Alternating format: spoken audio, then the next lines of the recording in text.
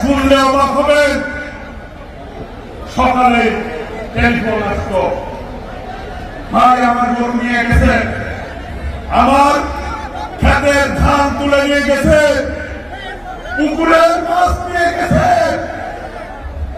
আমার ভাইকে হত্যা করেছে, আমার ভাইয়ের পা কেটে ফেলেছে। গোপালপুরে বাজারে যখনই আসতো, এইখানে একটা ব্রিজ আছে থানার সামনে, ব্রিজে আওয়ামী লীগের অফিস ছিল, গুন্ডা পান্ডারা বসে থাকতো, বিএনপি দেখলে মারধর করতো আর টাকা পয়সা নিয়ে। 17 বছর নির্যাতন ভোগ করেছে গোপালপুরবাসী, কিন্তু একজন নেতাকেও দল থেকে বিচ্ছিন্ন করতে পারে নাই। আমি বলতে চাই, আজকে 17 বছর আন্দোলন সংগ্রাম হয়েছে। অনেকে বলেন এটা 15 দিনে আন্দোলন সফল হয়েছে।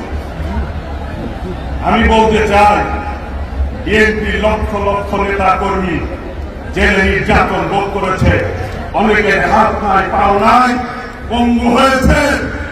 আমাদের নেত্রী বিনা বিচারে জেল খেটেছে। আমাদের নেতা এখানে আসলে বাংলাদেশে থাকার কথা, আজকে নির্যাতনের কারণে, মামলার কারণে আজকে বিদেশে থেকে দলের নেতৃত্ব দিচ্ছে। কোন দল? যেই দল বাংলাদেশের স্বাধীনতা দিয়েছে, স্বাধীনতার ঘোষকের দল শহীদ রাষ্ট্রপতি জিয়াউর রহমান, সেই দলের ভারপ্রাপ্ত চেয়ারম্যান, তার যোগ্য উত্তরসূরি দেশনায়ক তারেক রহমান বিদেশের মাটিতে থাকবে হয়, কিন্তু তারপরে বাংলাদেশে এই অবস্থা হয়েছে। আজকে বলতে চাই, যারা বলতে চান বিএনপি আর আওয়ামী লীগটা কিন্তু তাদের বিটকি, বিএনপি কি বাস্তবায়ন করেছে? বহুদলীয় গণতন্ত্র প্রতিষ্ঠা করেছে শহীদ রাষ্ট্রপতি জিয়াউর রহমান।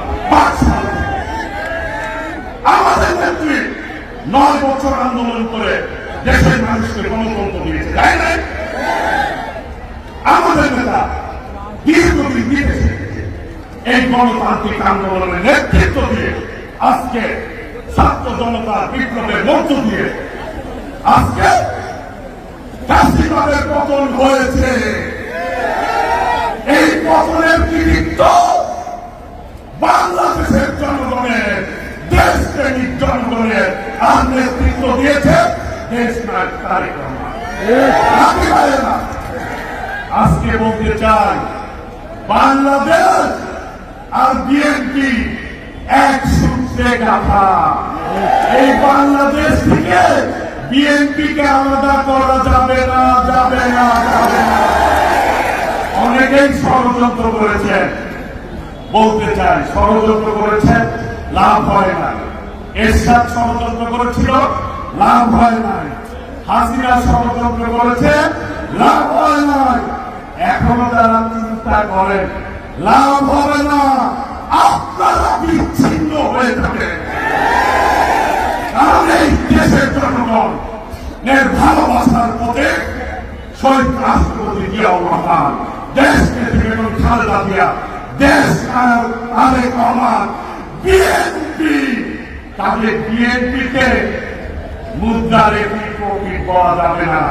বিএনপি হচ্ছে বাংলাদেশের মানুষের হৃদয়ের দল, গণতান্ত্রিক দল।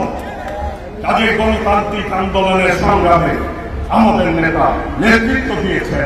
প্রিয় ভাইরা, আমি বক্তৃতা শেষ করব, আমি শুধু একটি কথাই বলতে চাই, আপনারা অনেক কষ্ট করেছেন, অনেক নির্যাতন ভোগ করেছেন। আর কয়টা দিন আপনারা ঐক্যবদ্ধ থাকেন।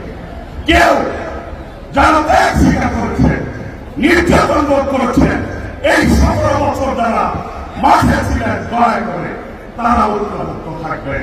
নতুন যারা আছে তাদের কারণে আপনারা ঐক্য বিনষ্ট করবেন না। তাহলে কোন অপশক্তি, কোন ষড়যন্ত্রকারী বিএনপিকে ক্ষতি করতে পারবে না, পারবে না, পারবে না। আল্লাহর রহমতে দেশ না তারেক রহমানের নেতৃত্বে বাংলাদেশ জাতীয়তাবাদী দল ইতিমধ্যে দেশ না তারেক রহমান ঘোষণা দিয়েছেন, যারা আন্দোলন করেছেন ঐক্যবদ্ধভাবে জাতীয় সরকার করবেন বিএনপি।